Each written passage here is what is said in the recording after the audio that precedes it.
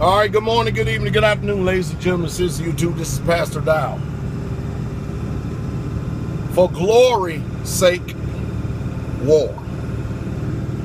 If you've been listening to me for any length of time, you know that I have, if I said it once, I've said it 1,000 times. Listen to me very closely. History has proven to us what happens to people every single time you allow the government to disarm you. Saddam Hussein, I want y'all to listen to me very closely. He's got to be one of the biggest fools that has ever existed on the face of planet Earth. And the reason why I say that is because this man owned a nation.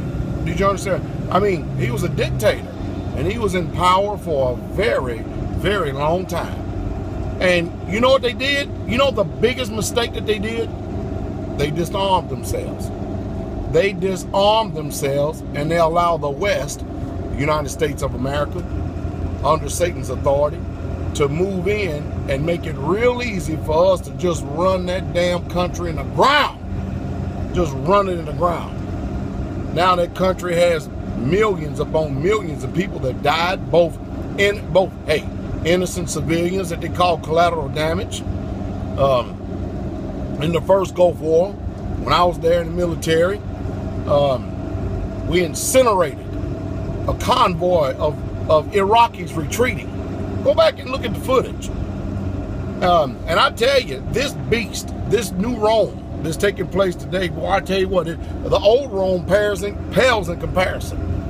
And of course, then you look at all these other countries that have convinced their citizens that they need to disarm because somehow, some way, guns are evil. Guns are evil. I'm utterly amazed. I've never seen an evil gun in my life. I've seen evil people, but I've never seen an evil gun.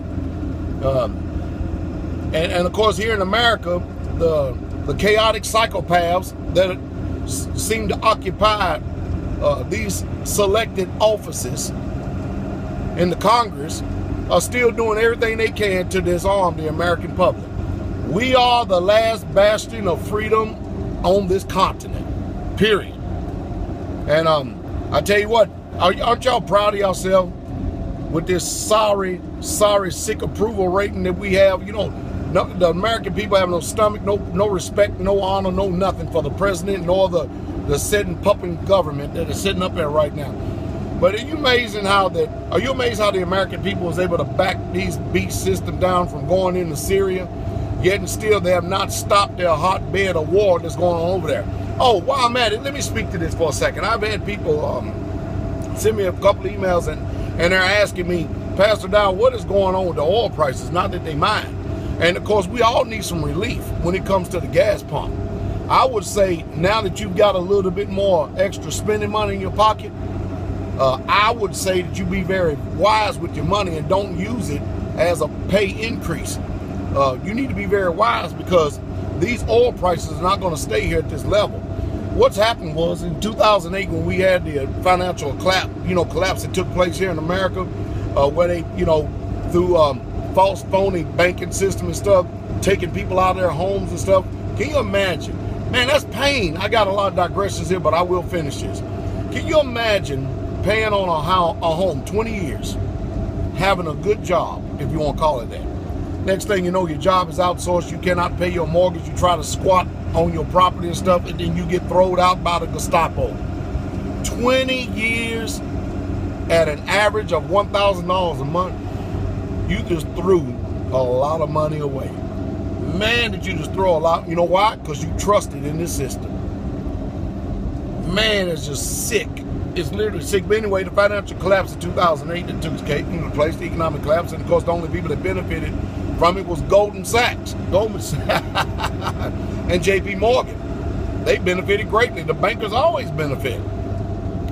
But when they started upping the gas prices and stuff, because we were going around trying to get everybody else's oil, we put our oil production in overdrive here in this country. And what's happening is you saw a literally 5-year increase in oil, almost to the point where it got to $200 a barrel. Well, now it's getting down to $60 a barrel. Look like it's going to go to 50. And hey, we're going to be back in the 80s if it's going to get down to to $40 a barrel, then we're going to be looking at prices back in $1 again. I'm telling you what the American people are going to do. They're going to forget where we were, and they're not going to use their mind. They're not going to be wise going forward. And it's going to be a little shame that people are going to continue to keep repeating the same mistakes of the past simply because they got a little bit more money in their pocket and not putting it all in the gas tank. No, you still need to hold your resolve and keep doing what you're doing and be very frugal and very prudent going about your business. Not to buy the lie of this wicked country and everything and trying to believe anything is trying to sell to you, because they don't mean you no good and no good at all. You have to start thinking for yourself and forget about this damn American dream that has turned into nothing but a nightmare. And that's just the truth. But hey, you got a little bit more spending money in your pocket and stuff. They've done ran a surplus, and that's the reason why you're seeing the prices drop. But that's the picture that you can see here in this country across the pond. You need to really truly look at the big picture. The big picture, the reason why oil is the way it is because of all the wars, the warrantless wars that we got going on overseas. You see, right now we've got sanctions against Russia and Iran, and we'll continue to keep amping it up and stuff. And what they're doing is they're trying to force an economic war globally, not only with Russia and Iran, but with China as well. And remember, we're in hot to China. I don't understand, man, how in the world we can be trillions of dollars in debt and then we can still just keep running around doing whatever the hell we want to do. But I don't know, I think it's because I have a worldview that I can easily articulate these things to make it easy for us simple folks and simple-minded people to understand. But my advice to you is this. Now you got a little bit more money in your pocket, you need to start buying things that's going to improve your homestead.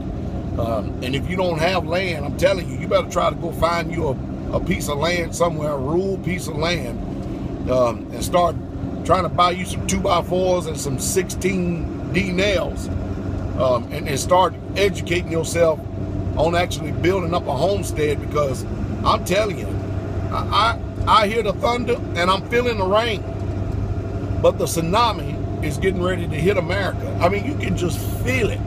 If you are totally oblivious to what's going on and your head is stuck in the sand, you can't feel anything. But man, you can feel it in the spirit. You can feel it. You can feel it in the air that something big is getting ready to go down. I mean, I can just sense it, that something big is getting ready to go down in the United States of America. And you know what it's going to do, right? Tell you what it's going to do. It's going to create another TSA. It's going to create another alphabet soup organization in order to try to take away more of our civil liberties and freedoms than we should stand for. Hey, by the way, the Liberty Brothers, Jim and them, hey, I'm going to, more than likely, I think January the 12th, I'm going to be back on the Liberty Brothers radio broadcast. They've invited me to come back on their station again, and who knows what we'll talk about. But however, if you missed the first broadcast we did with Liberty Brothers, let's go into my archives right there and check out and see what I had to say, because on that broadcast we speak about the social, political, and economic and religious perspective and point of view here in this country. And most people, believe it or not, they're waking up and they're pretty much concerned about their future. They're concerned about their loved ones when they look across their table and see that little crumb snatcher sitting across there. Some people actually have a concern in their heart about what we need to be doing in order to prepare ourselves, because this world's gone crazy. Let me tell y'all something, and the answer is not staying in those cities. The solution is not staying in those cities and waiting for the Most High to come and destroy it when he's clearly told you to get out of the cities. Isn't that amazing how he could tell Abraham to get out of the city? He could tell Lot to get out of the city. He could tell Moses to get out of the city, Egypt. And yet and still here in America, these people who claim to be preachers and teachers, they have no message of deliverance because they're not leading by example. So therefore they can't tell you to get out of the city when they're stuck in the cities themselves. And I tell you, it's going to be a sad day. It's going to be a sad, sad day. I hope I said something to inspire, if anything, incite and provoke you to thinking. Keep the faith.